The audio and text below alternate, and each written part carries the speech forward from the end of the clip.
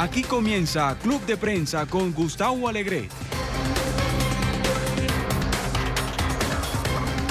Estos y otros asuntos de la actualidad en esta mesa de trabajo que hoy vamos a compartir con Rafael Bernal, que es periodista mexicano del portal de información política especializada de Hill. Rafael, ¿cómo estás? Buenos días. Buenos días, muy bien, ¿tú qué tal? Gracias, igualmente. Con María Peña, es periodista independiente en Washington. María, ¿cómo estás? Muy bien, buenos días a todos. Gracias por estar con nosotros también. Y con Antonio de la Cruz, analista político, experto en cuestiones de seguridad energética. Antonio, ¿cómo estás? Muy bien, gracias. por Gustavo, como siempre, estar contigo. Sí, el gusto es nuestro. Señores, una reunión del Grupo de Lima que se va a llevar a cabo en Bogotá. Lógicamente, la mirada está puesta en la presencia del vicepresidente de Estados Unidos, que hace minutos lo veíamos aquí en NTN 24. Llegaba a la capital colombiana para participar no solo en esa reunión, sino mantener una reunión bilateral, primero con el presidente de Colombia, Iván Duque, y luego en una multilateral con Duque y con el considerado presidente encargado de Venezuela, Juan Guaidó, en esa estrategia para poner presión diplomática, o continuar poniendo presión diplomática, o buscando nuevos pasos diplomáticos para presionar al gobierno de Nicolás Maduro. Antonio, ¿qué tenemos que esperar de esta reunión? De esta reunión lo que deberíamos esperar, Gustavo, es que se den una hoja de ruta concreta para la presión internacional sobre Maduro. Debemos ver cuáles son los próximos pasos en ese aislamiento internacional que viene sucediendo con Maduro a lo largo. Si no lográramos eso, realmente tendríamos mucha dificultad en continuar en esa delegitimación que tiene Maduro en la presidencia de Venezuela. Porque lo que ocurrió el sábado muestra que él no está dispuesto a una transición en paz. Él básicamente mostró el rostro de los paramilitares agrediendo a una población civil sin armas, tratando de introducir una ayuda humanitaria. Entonces, de aquí lo que tenemos que esperar realmente es una hoja de ruta que debe ser acordada con los países del Grupo de Lima. ¿No tienen la sensación de que pasó lo que se esperaba que pasara? Es decir, ¿qué cambió entre el anuncio de que el 23 se entregaría la ayuda y el 23? No cambió nada.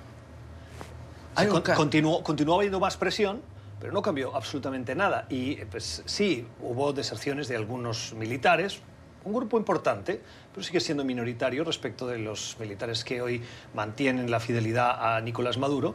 La frontera se mantuvo cerrada.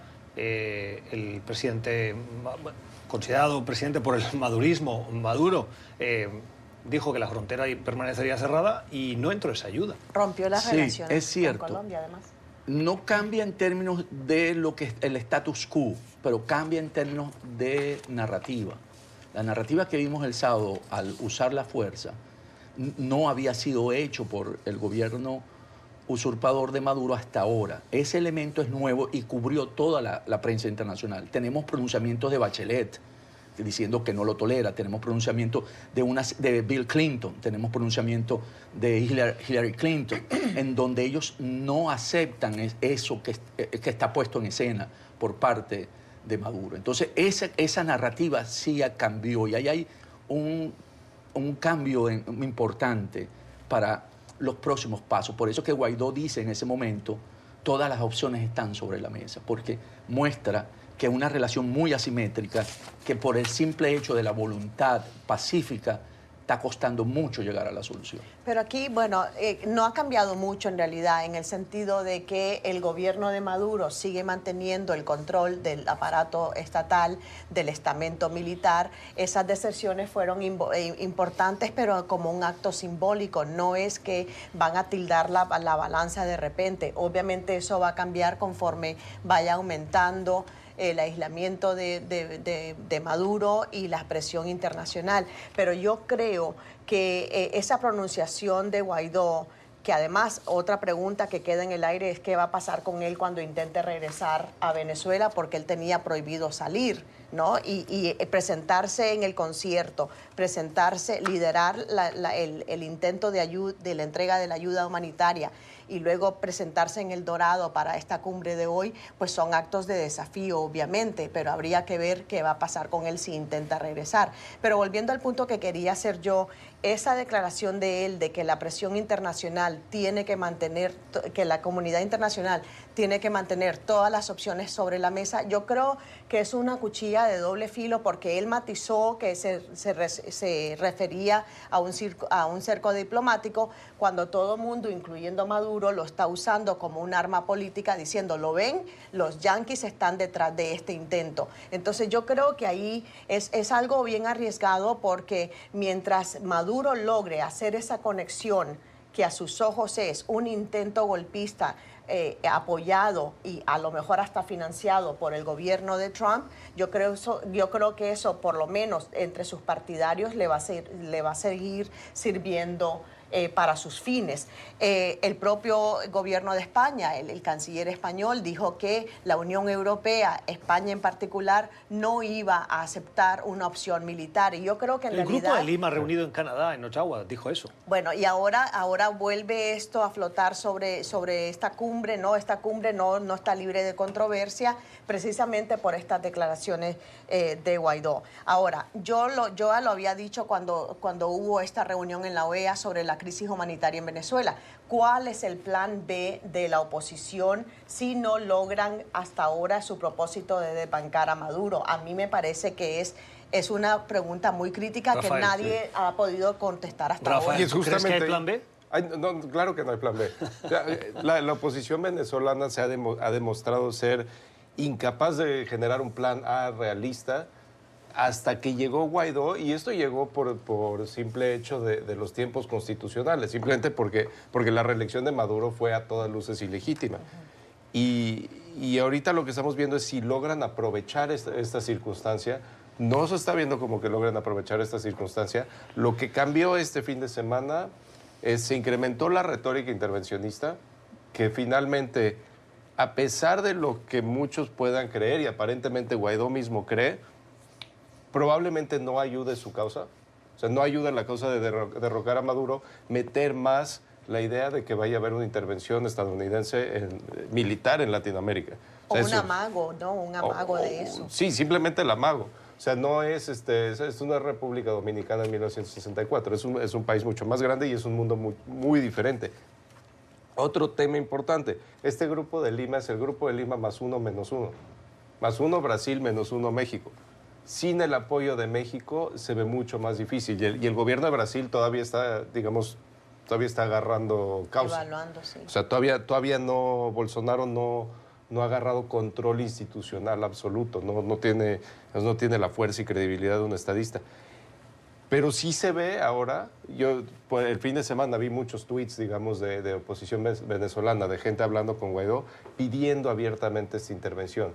Es un momento político para Estados Unidos en que una situación de crisis acrecentada en el exterior le puede llegar a ayudar políticamente al presidente Trump. Se está acercando un momento muy peligroso en esta situación, pero para ser reales, yo creo que lo que no ha cambiado es que tanto la semana pasada como esta semana, lo más probable es que Maduro se mantenga en el poder. Sí, Maduro se va a mantener en el poder. Lo que estamos viendo en Lima es apelar a la responsabilidad para proteger. ¿En Lima o en Bogotá? En El Bogotá, grupo de en Bogotá, Lima. el grupo de Lima.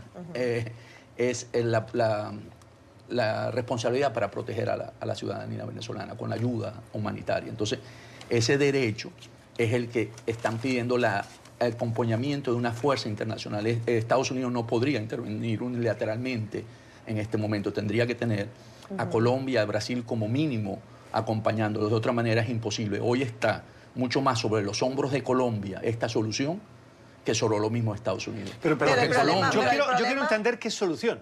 Porque, miren, tengo la sensación de que lo que se está avanzando es hacia una situación de desasosiego y de frustración anticipada. Cuando tú creas expectativas en exceso y luego no consigues el cambio, no consigues dar pasos y acrecentas la crisis, aquellos que habían puesto toda su fe en que las cosas iban a cambiar, se desmoralizan.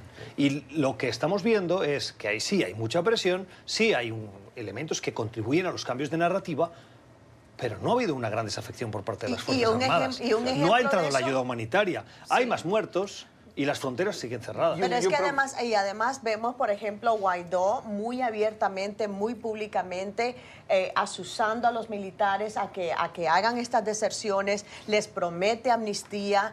Entonces, claro, a estas alturas tú pensarías que ya con una promesa de amnistía, de cero castigo si logran saltar el cerco, digamos, y eso no ha ocurrido. Entonces habría que pensar, bueno, algo está pasando ahí entre bambalinas por la que los militares no han hecho ese gran paso. Porque estamos hablando de que unos 60 militares de medio rango, no vemos a nadie en la cúpula y mucho menos en el círculo íntimo de Maduro. Una y cosa es amnistía, una cosa es amnistía, la otra cosa es que no le puede ofrecer las prebendas que le ofrece el régimen de Maduro de haz lo que quieras y métete y vete Más con que el eso, dinero a tu casa, yo o sea. creo que hay un gran elemento, me confirman o lo debaten ustedes, que es el miedo. El miedo paraliza y es real. El miedo, miren, vi a uno de los mayores del ejército que este fin de semana, tal vez la figura más elevada o más de mayor rango, que daba el paso y salía de Colombia. Lo hizo con su familia. Es decir, ¿qué militar tiene la capacidad de movilizar a su familia para irse a un puesto de frontera sin levantar sospechas y conseguir que él y toda su familia crucen una frontera que está militarizada? No es tan sencillo. Y salir luego provoca la represalia sobre la propia familia. Es correcto. Y además hay un proceso de depuración interna de las Fuerzas Armadas, Antonio. Sí, en ese sentido, el control sobre los cuadros militares de mando es muy fuerte por parte de la seguridad venezolana, sobre todo por... Esos son los elementos que aporta la inteligencia cubana, ¿no? De un seguimiento que no pueden realmente tener comunicación entre ellos.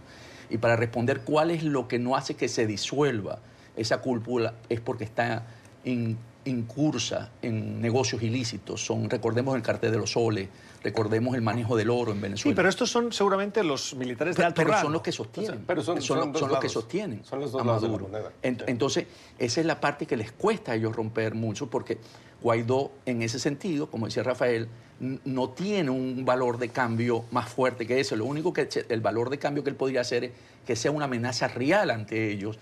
Y esa única amenaza es la intervención militar, que ellos les podrían tener miedo porque no le tienen miedo. Porque Maduro no tiene el apoyo total de las Fuerzas Armadas. Digo, le llamamos un sistema de control estalinista porque el señor se destacó en hacerlo muy bien. De manera muy efectiva, eficiente, si no hay que decir bien realmente ahí. Pero eso es un sistema de control tan antiguo como las instituciones políticas. Exacto. O sea, no están inventando el hilo negro en el madurismo. Y claro, repitiendo, Antonio, lo que tú decías, ¿no? Mientras haya esta sensación de que sigue la fiesta y que ellos tienen la piñata, pues entonces no hay incentivos para abandonar el barco, ¿no? Un amigo me decía, imagínate tú, es como las ratas, ¿no? En su instinto de supervivencia, cuando ven que el barco se va hundiendo, saltan y saltan al siguiente barco, ¿no? Todavía no ha llegado ese momento en el que les toque saltar el barco. Porque no se ve que se vaya a hundir. Sí, simplemente. Vamos a cambiar de asunto. En la noche de ayer se entregaron los Oscars, las famosas estatuillas que premian el trabajo en el mundo del cine, y diversos fueron los galardonados, lo hemos explicado en NTN24. En esta mesa de trabajo les pido un comentario, sobre qué mensaje lanzó los premiados y las caras que vimos, y dos, los cambios en la estética, en la presentación de una gala que en los últimos años, si nos fijamos en las audiencias televisivas, iba de capa caída y eliminaron, por ejemplo, a la figura del presentador o maestro de ceremonias para intentar hacerla mucho más ágil. María, ¿cómo viste la gala y qué sensación te llevas? ¿Coincides en que estos fueron unos premios que realmente, como sí se vio en Twitter, Oscars are right, reflejaron la diversidad del país, tanto en premios como en caras que yo creo estaban que sí, sobre el para comenzar, yo vi una encuesta inmediatamente después de que terminó la ceremonia y la mayoría de los estadounidenses está de acuerdo en que se elimine la figura de presentador de gala. Ayer me dio la sensación de que no hizo falta.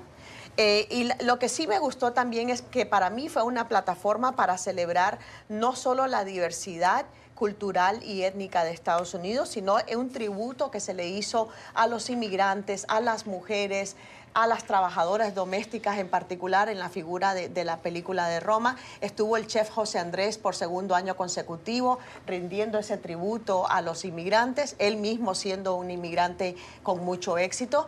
Yo creo que eso fue un mensaje muy bien marcado. El siguiente mensaje también fue que hubo, tengo entendido, el mayor número de mujeres ganadoras, ya sea en singular o como parte de un equipo, 15 mujeres ganadoras anoche. Y la otra que me gustó también, el mensaje de justicia social, estuvo el congresista John Lewis. Yo tuve oportunidad de entrevistarlo a él como líder del movimiento de los derechos civiles en Estados Unidos. Fue un hombre que derramó sangre literalmente en un puente de Selma en Alabama, luchando por estos derechos, y en el siglo XXI ha dado un mensaje contundente a favor de los inmigrantes. Él suele decir que no importa cómo llegaste, en qué barco llegaste a Estados Unidos, ahora todos estamos en el mismo barco, es decir, estamos todos por una situación y una lucha de justicia social. Yo creo que estuvo cargada de simbolismo y de actos concretos hacia el reconocimiento de las minorías en este país.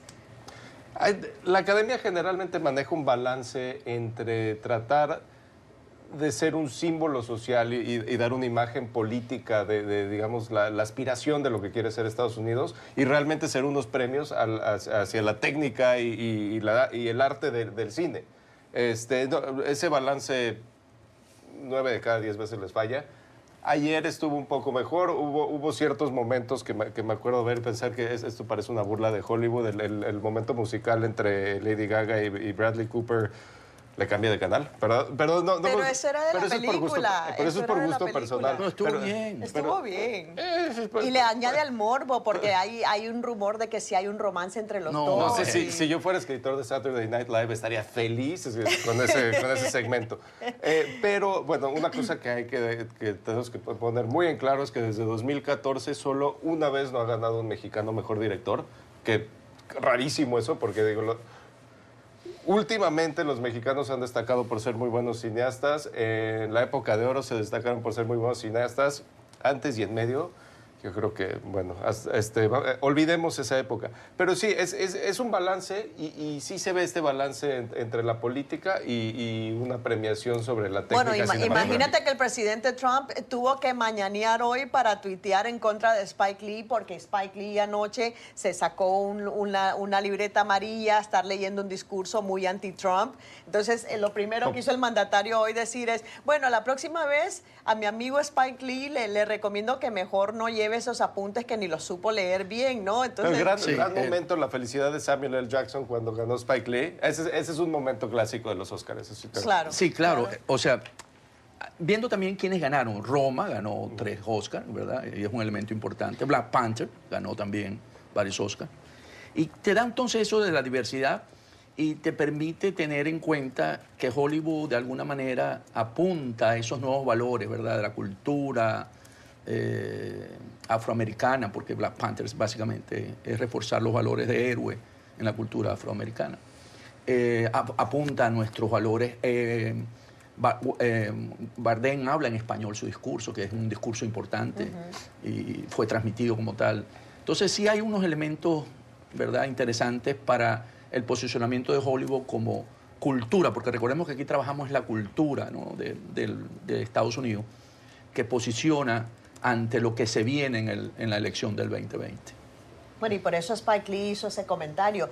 Pónganse las pilas, vienen las elecciones presidenciales, si ustedes quieren ver un cambio, si ustedes están descontentos, les toca ir a las urnas. Y yo creo que es importante ese mensaje político porque las celebridades, por ser quienes son influencers. Claro, tienen mucha influencia en la cultura popular, entre sus seguidores. Miren sus cuentas de Twitter, que tienen millones de seguidores. Sí me atrevería a decir que estos Óscares no están a la vanguardia, más bien están siguiendo un poco, sí, el lineamiento progresista de nos vemos en 2020, pero realmente no son los que están sentando la agenda. La agenda se está sentando desde todos estos nuevos votantes que salieron en 2018, que son sus propios influencers, y lo está sentando más bien. Yo le veo más importancia a lo que ha dicho Kamala Harris o Bernie Sanders, que lo que dijeron en estos Pero últimos. Pero no hay que María, ¿no crees desvirtuar la que los, influencia de que los Hollywood por el actrices y- dinero que dan en la política. Las ¿no? actrices y los actores, tú hablas que son influencers, ¿no crees que está un poco ya sobrevalorado?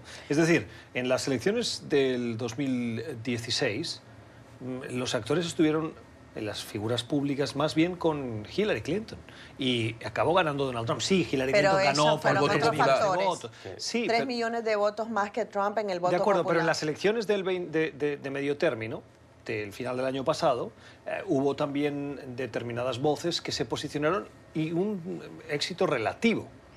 Por lo tanto, me cuestiono hasta qué punto los actores y las actrices hoy siguen siendo un elemento Ojo, de que yo no he dicho que influencia. sean el único factor, sí. son un factor importante y yo creo que no podemos despreciar la influencia que sigue teniendo Hollywood por la cantidad de dinero que meten en la política.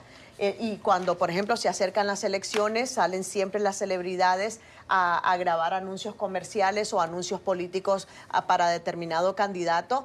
Los millennials salieron a votar masivamente, obviamente, pero no tienen el poder económico o político que tiene Hollywood. Así es que yo lo que estoy diciendo es que es uno de tantos factores que siguen influyendo en la política nacional de Estados Unidos. Sí, ciertamente ayuda, pero sí estamos viendo un cambio donde la política está siendo el tema central y las artes el tema de al lado, que antes estaban al revés, digamos. Sí, porque Cerramos. tenemos la gran influencia de las redes sociales, ¿ok? Si lo vemos por redes sociales, pero también estos influencers tienen sus redes sociales Sí. que permiten que el voto sea pensado de otra manera. Yo creo que sí van a tener un rol Sí. importante que jugar en el 2020. Fue una cumbre histórica, sin duda, en la que la Iglesia intentó limpiar la cara de la institución, pero a tenor de lo que han dicho las víctimas de abusos sexuales, no fue suficiente. Revelaciones que conocimos, que la Iglesia tenía un archivo y que destruyeron documentos e información que incriminaban a miembros de la curia. Y lo que piden las víctimas es que los responsables de esos crímenes, porque es lo que son, crímenes que fueron protegidos por la misma institución para intentar proteger la institución, algo que es un oxímoron, podríamos decir, en cualquier caso, tendrían, dicen las víctimas, que ser llevados a la justicia civil.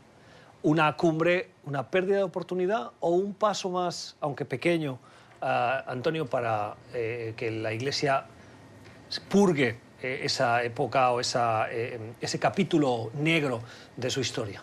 Si lo vemos en 2000 años de historia que tiene la Iglesia, es un paso. No podemos ver grandes saltos cuánticos de algo que la Iglesia misma viene ocurriendo de muchos años. Entonces, si bien es cierto, el Papa ayer tomó mucho tiempo para hablar de otros abusos, para hablar del abuso fuera de la Iglesia y de alguna manera poder entender que es una cuestión sistémica y que sucede con los familiares más cercanos. Ahí el Papa no fue tan asertivo porque no estábamos hablando de los abusos, sino estábamos hablando de abusos dentro de la Iglesia. Creo que sí permite que empezó un proceso que debería acelerar para poder llegar a la justicia civil.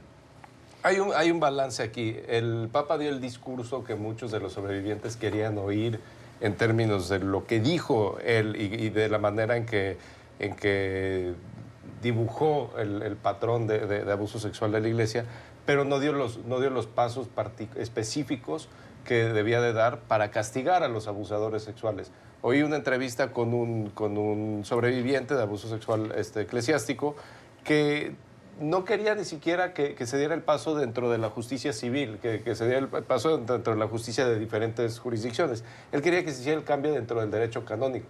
Que eso es un error, que no sé si un error, pero algo que mucha gente se brinca. No piensan que hay castigos dentro de la Iglesia que para los miembros de la Iglesia pueden ser tan graves o más graves que los castigos que puede propinar la justicia civil o penal. Pero ni siquiera dio ese paso.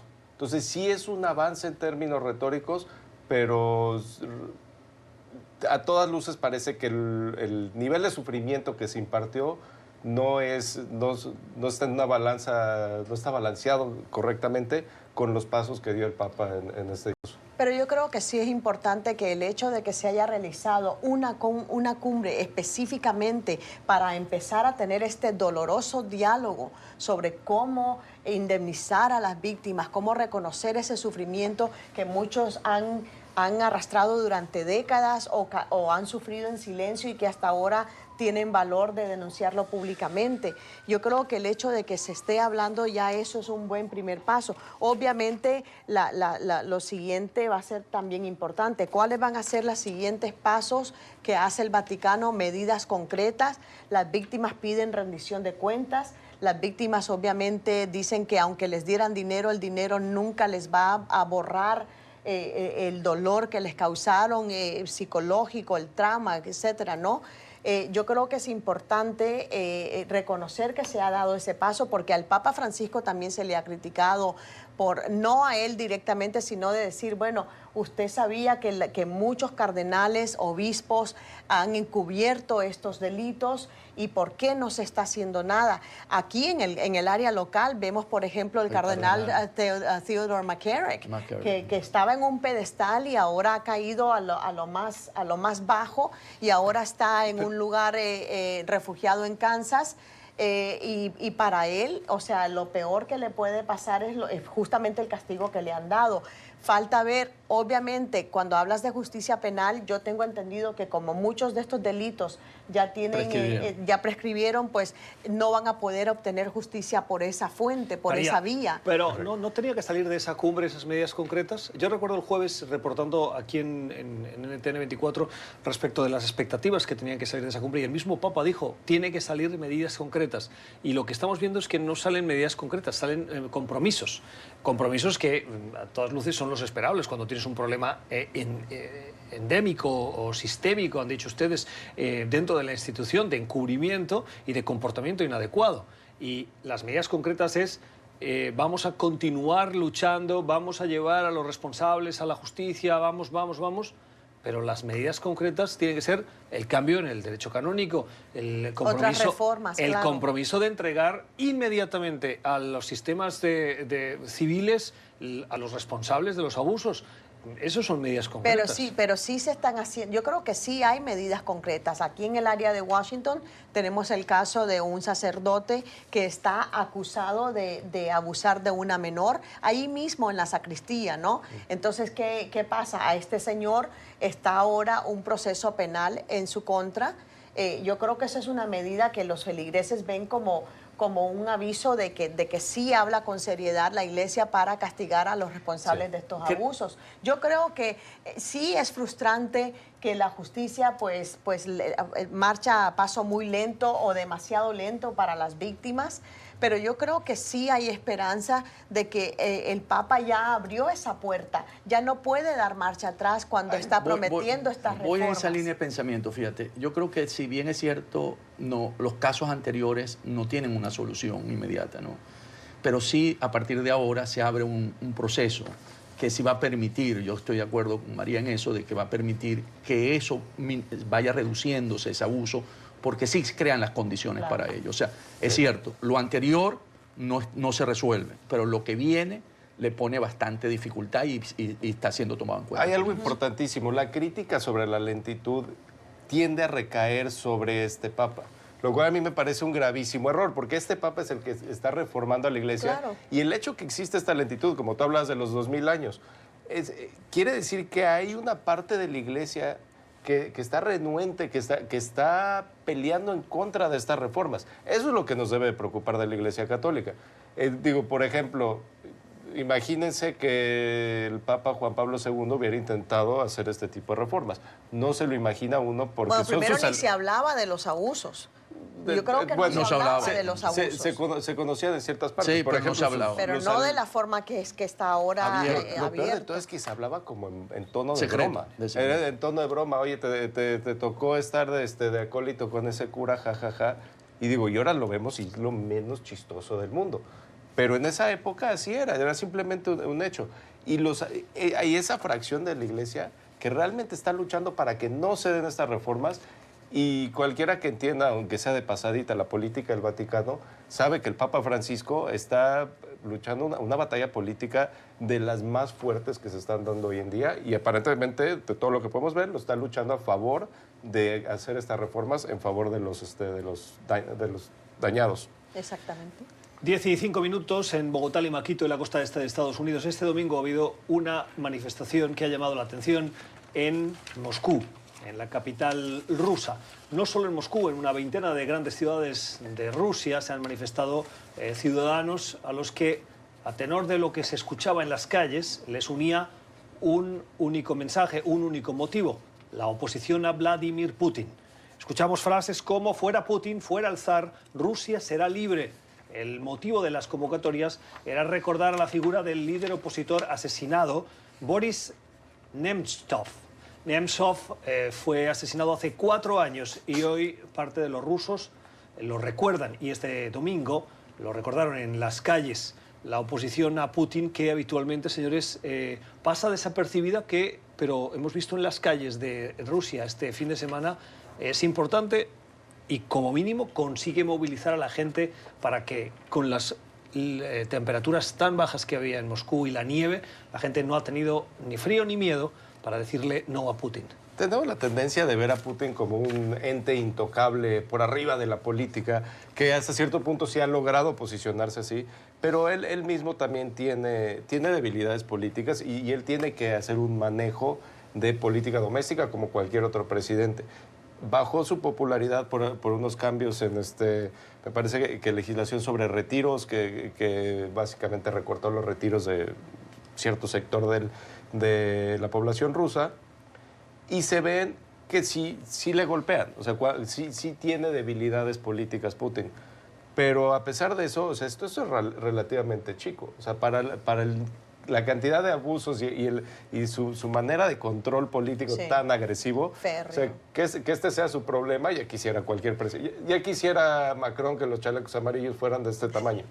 Además, revalidó su reelección con un 76%. O sea, que yo creo que a lo mejor de cara a la opinión pública internacional sí le puede abollar un poco su imagen, pero yo creo que Putin le impoca muy poco la imagen que le pueda provocar este tipo de manifestaciones, ¿no? O sea, al contrario, hasta le pueden ayudar porque puede decir, ¿lo ven? Aquí hay libertad de expresión. Yo permito que salgan 10,000 y pico de manifestantes a gritar en mi contra. Yo creo que eso más bien le ayuda a él. Yo creo que no le preocupa. Yo creo más en eso porque estas manifestaciones son permisadas por el gobierno.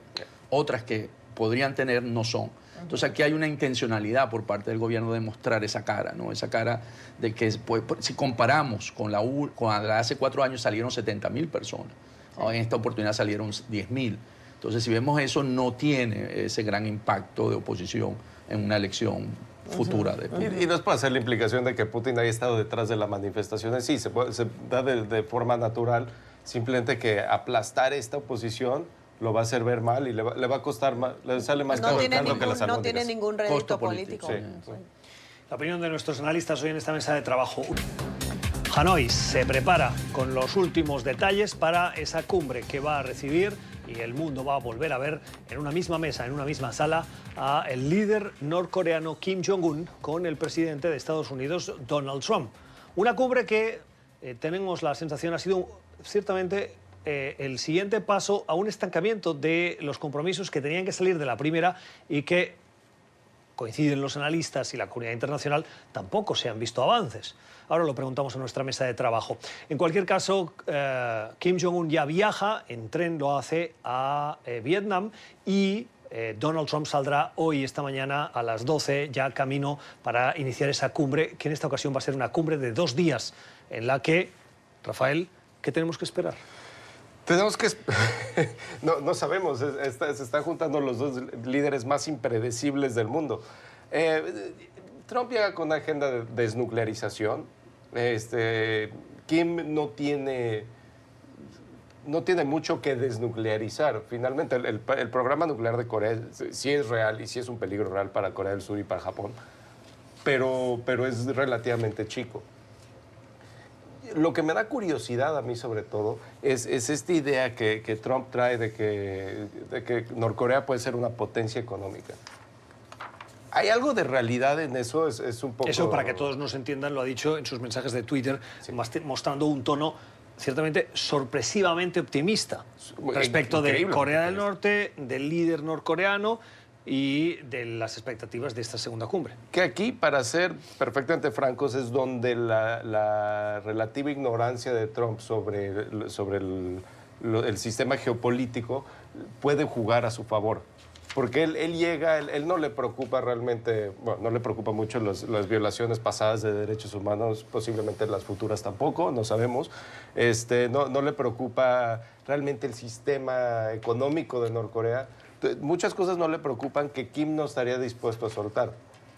Entonces hay una cierta apertura para que Kim, si es que Kim llegó bien preparado o llega bien preparado a esta junta, que él pueda decir que sí está dispuesto a soltar, que está dispuesto a abrir ya no hablemos de Occidente, pero a sus vecinos, aunque sea, y simplemente ver qué sucede. Yo creo que es completamente impredecible. María. Bueno, impredecible, y además el Trump llega a esta reunión con dos puntos que a mí me llaman la atención, la administración. Una, las contradicciones en su mensaje político.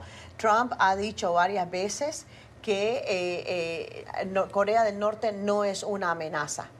Pero luego se le pregunta al secretario de Estado, Mike Pompeo, que si lo es o no, y Mike Pompeo responde que sí lo es. Esto lo dijo Entonces, este fin de semana en una entrevista en un canal de televisión estadounidense en el que le preguntaron, sí, y Pompeo contradijo indirectamente a Trump. a su jefe. Intentó además justificarlo, sí, y el periodista le sacó las sí, declaraciones para decirle, no sí, lo justifique, dijo exactamente sí, esto. Dijo, porque Mike Pompeo trató de corregir al periodista y le dijo, no, es que el mandatario no ha dicho eso. Y él le dijo, claro que sí, aquí está la cita directa de lo que dijo en Twitter, de que Corea del Norte no es una amenaza. Así que ahí hay una contradicción en la que no se ponen de acuerdo sobre cuál va a ser el mensaje respecto a Corea del Norte.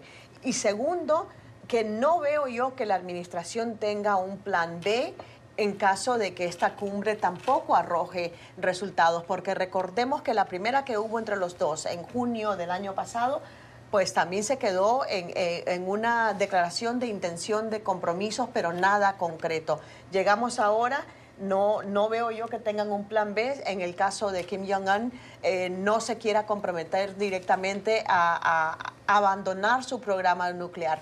Tú decías, Rafa, que es un programa pequeño, pero es que ante los ojos del mundo y especialmente para Estados Unidos es desestabilizador, y es un peligro para la península, la península coreana. Así que yo veo esos dos problemas de entrada para esta cumbre que supuestamente va a ser histórica. Y el tercer punto, que también es sobre lo que se debe medir el éxito de esta cumbre. Recordemos que al presidente Trump le gusta atribuirse logros en la arena internacional, y ha dicho que ya con él se acabó esta amenaza, y lo cual la mayoría de los expertos te dice que eso no es cierto. Sí, es cierto. Trump llega a esta cumbre, ¿verdad?, con Kim, sin tener todavía una declaración de Hanoi que sea filtrada a los medios, que podamos decir hay un acuerdo en estos términos. No parece. Las comisiones se han reunido, pero no hay nada concreto que uno pudiera percibir de que van por un buen camino. Sin embargo, se hace en Hanoi, ¿no?, en Vietnam. Y es un modelo económico que él quiere que vea, que él podría ser un Vietnam en la península coreana. O sea, trata de persuadirlo. Y si recordamos, la anterior fue en Singapur, que tiene un nivel de vida muy alto. O sea, si lo vemos por el contexto, él trata de ver modelos económicos que le permitan, en su visión, que Kim vea que puede ser ese país en la península coreana. Tengo que terminar, pero les voy a pedir un comentario y voy a hacer de provocador. Lo dicen los franceses, el provocateur. ¿Dónde preferirían vivir ustedes si tienen que escoger entre Corea del Norte y Venezuela? Les hago esta pregunta al respecto del tono utilizado por esta administración y la presión diplomática utilizada por esta administración con estos dos países.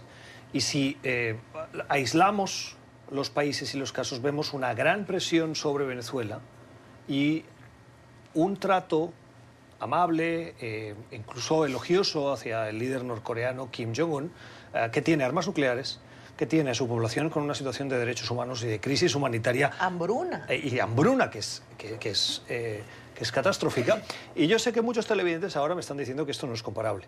Pero sí quiero pedirles un comentario, porque el tono utilizado por esta administración con estos dos casos, que creo que no son comparables, como mínimo llama la atención, Antonio. Es una pregunta muy difícil. Quisiera vivir en Corea del Sur, que tiene el mayor estándar de vida. Pero no, si me pones a escoger, me quedo en Venezuela, definitivamente. Yo también, culturalmente, yo tendría que escoger Venezuela porque, o sea, yo sé que Venezuela está pasando una crisis descomunal, pero yo creo que sí va a salir. Puede haber un cambio. Sí. Puede haber un cambio, hay esperanza de un cambio. En cambio, en Corea del Norte, ¿cuántas décadas más llevan de sufrimiento y no pasa nada? Yo me quedo con Venezuela. ¿Y el tono utilizado por la administración con los dos casos, qué te sugiere?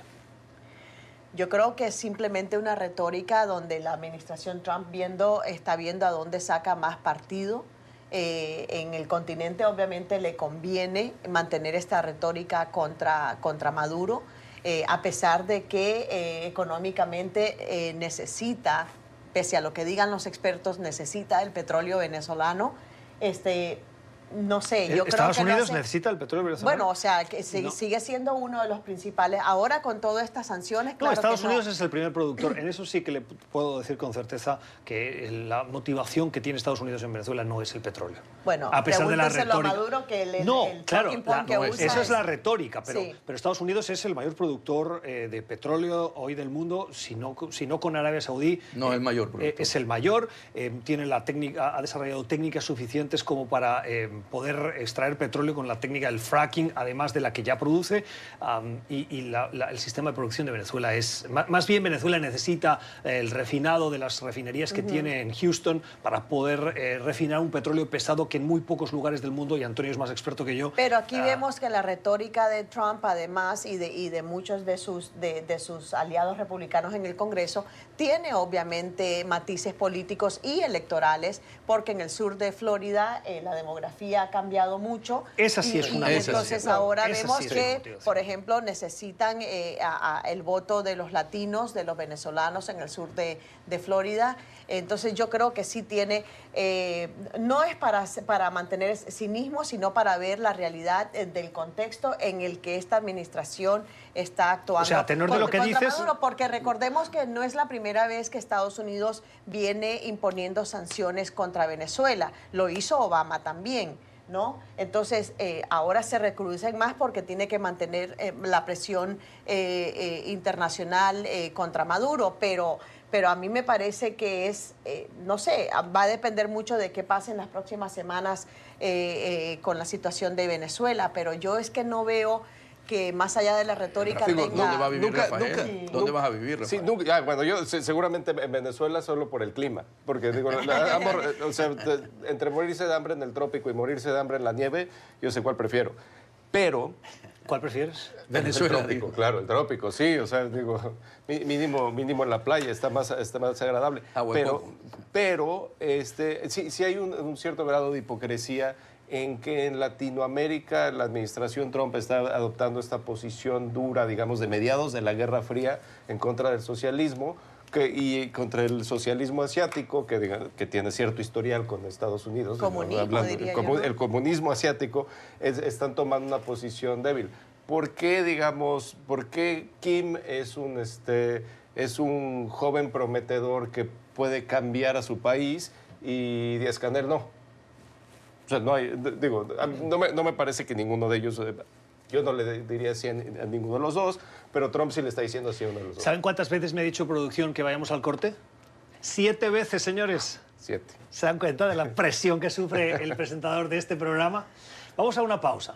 Mientras les decimos que en Bogotá está avanzando esa reunión del Grupo de Lima en la que están los preámbulos, los preparativos, y a esta hora están reunidos el vicepresidente Mike Pence, vicepresidente de Estados Unidos, junto con el considerado presidente encargado de Venezuela, Juan Guaidó, y el presidente de Colombia, Iván Duque, en esa multilateral que va a predecir a la reunión formal del Grupo de Lima. En NTN 24 le vamos a dar habida cuenta de todo lo que acontece en esa reunión importante que se lleva a cabo en Colombia. 10:27 en Bogotá, Lima, Quito y la costa este de Estados Unidos. Un comentario final en nuestra mesa de trabajo para lo que el presidente Trump, a través de su cuenta de Twitter, como viene siendo habitual, dijo este fin de semana, y se lo dijo a los estadounidenses. Anoten la fecha en sus calendarios, el 4 de julio. Habrá un gran evento en Washington con motivo de los fuegos artificiales para recordar, para subrayar la importancia de la nación americana. Pero no dio más detalles. Antonio, y esto nos recuerda a su intención, inspirada en su visita a Francia, de hacer un desfile militar que al final no se hizo por el coste que tenía, entre otras cosas, de los 90 millones de dólares, que supuso una gran crítica y que incluso el mismo Departamento de Defensa no le recomendó. Algo que quedó aparcado para buscar alternativas para este 2019. ¿Es ese 14 de julio con una fiesta más amplificada la alternativa? Trump, en ese sueño de la gran América, ¿verdad?, piensa que el 4 de julio le mandó a reservar, como cuando uno invita a un matrimonio, reserve the day, ¿verdad? Entonces, él logra y te manda y te pide que lo reserve para el 4 de julio. Porque él sueña con esa gran América y pasar los aviones y pasar los tanques. ¿En esa gran América o en ese gran presidente? Porque el mensaje de Twitter, María, decía... sí, porque soy yo. Decía, lo van a celebrar con el gran sí, presidente que ustedes aman, que soy yo. Sí, ese gran presidente con ese gran América, una, ¿verdad? De tanques y aviones que vio en Champs-Élysées, ¿verdad? En los 100, ¿verdad? En los 100 años de la Primera Guerra Mundial, celebrando. Sí. Pero es que además, o sea, la crítica que se le hace obviamente es este enorme complejo de inferioridad que tiene, porque es que desea este alarde, ¿no?, del desfile militar, que además del costo es porque las calles de Washington se hundirían con estas tanquetas. Imagínate tú. O sea, pero el motivo de las tanquetas tampoco es el principal, porque en vez de poner tanquetas pero pones, lo que quiero decir es que aviones. el 4 de julio, que es el aniversario de la independencia de Estados Unidos, siempre ha sido una celebración no política. Vemos conciertos al aire libre, en el Capitolio, etcétera, y él quiere elevarlo a otro plano que yo creo que no es necesario. 30 segundos, Rafael. Yo quiero ver, mira, finalmente tiene mucho lado negativo políticamente y quita mucho de una acción cívica, pero la verdad es que yo tengo ganas de ver, para esto es experto el señor, para hacer grandes fiestas y eventos, y yo quiero ver que también le sale su Luis XVI. Bueno, habrá que verlo. El motivo de fondo de esta discrepancia es que Estados Unidos no tiene una tradición militarista, al menos en sus calles, y por lo tanto los desfiles militares se remontan probablemente al final de la Segunda Guerra Mundial y desde entonces no ha habido muchos. Y en ese caso se celebraba el final de una contienda con las tropas que participaron.